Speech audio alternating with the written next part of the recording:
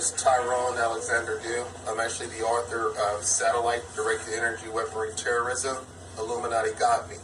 It's a book that covers 30 years of experiences of being a targeted individual with the voice to skull and all the other extreme low frequency wave weaponry that the government has created.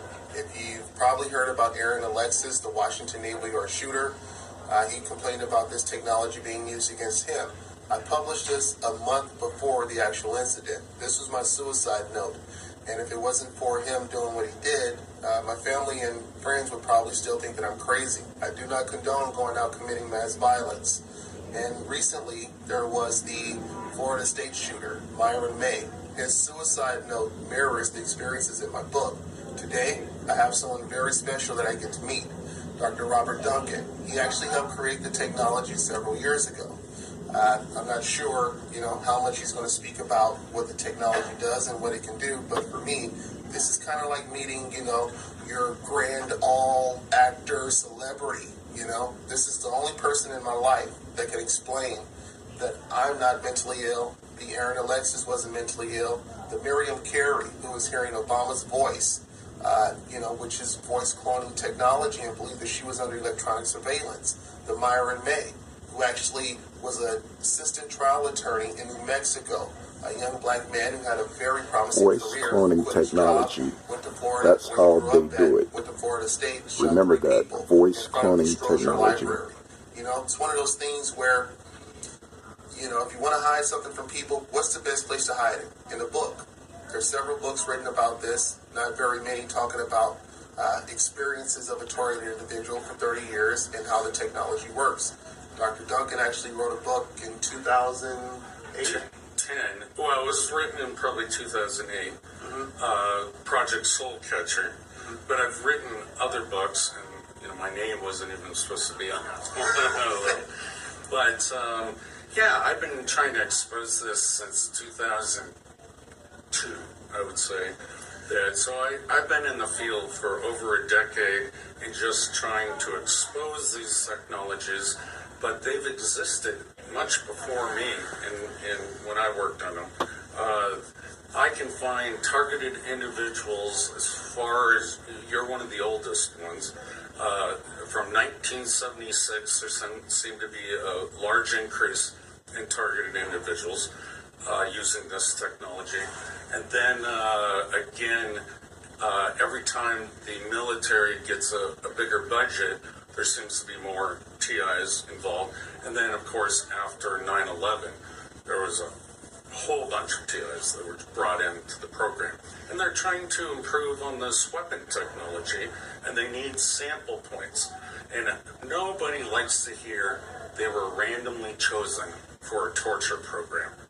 And randomly as chosen. we found out, we don't even actually define torture as torture. It's called enhanced interrogation. So their legal system, the government's legal system, is just mincing words, and they're literally trying to define torture as nothing. I mean, anything you do to a human being is not torture. It's really, it is insane what our government is doing. And so I'm here to validate that you are a real TI and that this is happening to at least 2,000 people in the United States. Wow, at least 2,000 people. Yeah. Now, if you can explain to the people what we're complaining about. A lot of us are complaining about not just hearing voices, but the pain. But could you explain how we're capable of hearing voices in our head that other people can't hear? Yes, and this is very complex, and there are actually several technologies. There are at least 4 different technologies that can pipe voices into the human head that only that person will hear. But the one that is most complicated has to do with EEG heterodyning and remapping the audio cortex of the human brain that is subjected to it.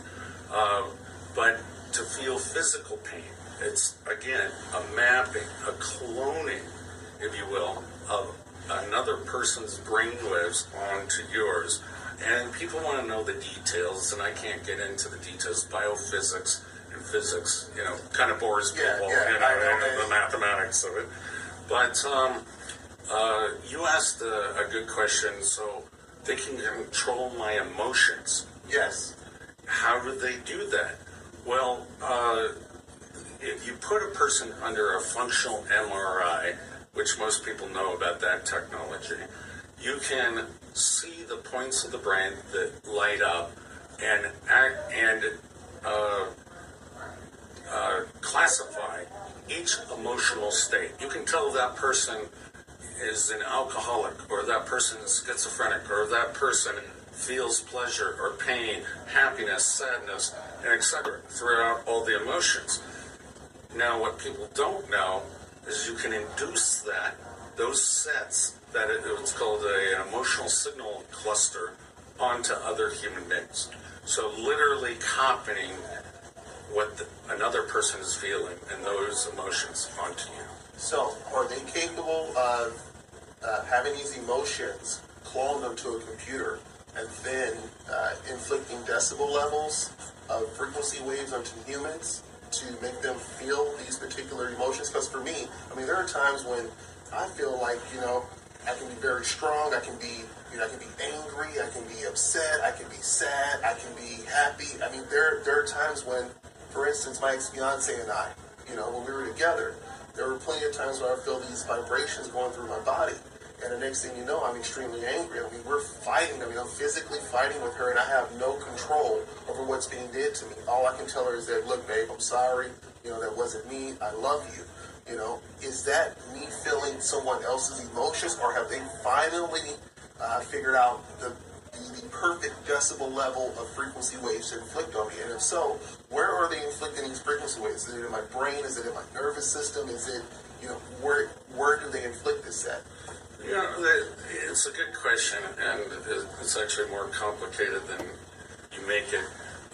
You're having both natural emotions that are tied in with the unnatural emotions that they're injecting into you. And they can amplify whatever emotion you are already feeling. And so it's not as simple as saying, I'm being fully controlled, because only in certain settings can you have a complete cloning of another person's mind. Usually it's a mixture, so it's called heterodyning, which means mixing of brain signals, not cloning. But so I can't talk about your particular situation because I don't know. Yeah, you weren't there. I weren't there. You wasn't the person who was doing it to. Yeah. So that's right. I assure you of that. So you can't. Yeah, I understand that. So there's also the not being able to hear. Like sometimes I have conversations with people and I can't hear what you're saying. How do they just immediately shut off my hearing? Well, they do have control of the five senses. Remember, your brain, your entire self-sense is derived from your input signals. And, we say taste, smell, touch, hearing, eyesight, and they can control quite a bit of that. They can dampen your hearing, they can dampen your vision, make you see double vision. They can erase your memory, short-term memory, and these have been examples of what MK Ultra, ultimately the mind control programs that were exposed in the 1970s, are trying to do, is to control a human being. So they're testing these on you. You happen to be a project, and I'm sorry for that. There's a program called SEER, that they make some of the really tough military guys go through, waterboarding, and in case they're captured and they have secrets, to try to toughen them up. But no, this is torture, and I don't care if they call it no-touch torture, whatever euphemisms the U.S. government and their legal staff have come up with. This is the greatest atrocity and crime against humanity that we have known since Hitler.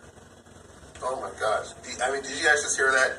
This is a guy who's helped develop the technology, and believe it or not, he doesn't even know how advanced the technology was before he came aboard. Am I correct in saying that? That's right. So, I mean, he could actually be someone who they're using as like as a figurehead, You know, like, hey, you're the guy who we're gonna, put out into the world to let them know that this is going on, and you don't even know that we've had most of the technology developed before you were hired. With that being said, I'm not saying that we can't trust our government. What I'm saying is we should really trust in the American people who are trying to tell you that we're being tortured. I mean, and not only is this American, Duncan's admitting that this is worldwide. This is worldwide. And earlier, Every country. Everyone is complaining of being a targeted individual, and this is being targeted by someone who we can't fight or see. But this is, the way I described it in my book is that this is not like a schoolyard bully that you can fight, choose to fight or run away. This is something you can't get away from. Can you kind of explain how these particular frequency waves are able to go through buildings and like there's really isn't any, there's no protection from this? So, that's a good question. Are there methods that you can use to cope? And some TIs have found a way to reduce a lot of the effects, but you're still being tortured. And you still have to go to work, as you said, and go home. And you're creating your own prison with any sort of defenses you come up with. What kind of frustration would this cause? Would this cause a Myron May effect? That you need your message out and make people ask questions? Well, actually, for Myron May or someone like me in my situation, the fact that we try everything and there's no physical material that we can find that can protect us from these extreme low frequency waves, causes the stress of I've worked all my life to have a substantial quality life. And these people are torturing me. And there isn't any help. People are telling me I'm crazy everywhere I go. They give us pills. The pills aren't helping, And my only thing is this, and this is something we'll never know, okay? We'll never know the truth of any TI who gets relief from taking pills or, putting aluminum foil over their head. Is it what the TI is doing, or is it something that I know to be true? And I'll tell you this, even if he's not going to, admit it for us, I'll tell you guys like this. There's only relief when the person who's torturing us allows us relief, okay? I'm not going to sit up here and try to tell you guys, hey, you know what, wrap aluminum foil over your head, go take all those pills, because in the first place, why in the hell would you have to take pills if you don't have a genetic disorder? You don't have a mental illness. So the pills that you're taking, you're killing your brain cells of what they're doing to you. And if the human brain can only go, let's say, 100 miles per hour, but this technology that people who developed it before Duncan was even, on staff. This technology goes 300 or 400 miles per hour, and they're mimicking your same brain wave, your same frequency. Speed of light. Wow, the speed of light. Hey, I can't move at the speed of light. Who am I, Muhammad Ali? Let me cut the light off. See if I can hop in bed before the light's off. You know what I mean? That kind of shit. So, when TIs are searching for relief, the last thing that they want to hear is, oh man, go take these pills, go hide under a rock, go... So the pills may not help them, and that's how they know they're a true TI. Yes. But sometimes you have to do that to appease the family members.